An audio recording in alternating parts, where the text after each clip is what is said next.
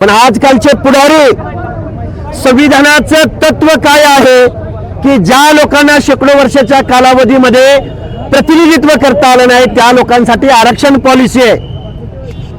पण अलीकडच्या कालावधीमध्ये महाराष्ट्रातला भाईचारा समाजमन जे काही संविधान विरोधी घटना घडल्या त्याची आम्ही वैचारिक भूमिका महाराष्ट्रात मांडतोय।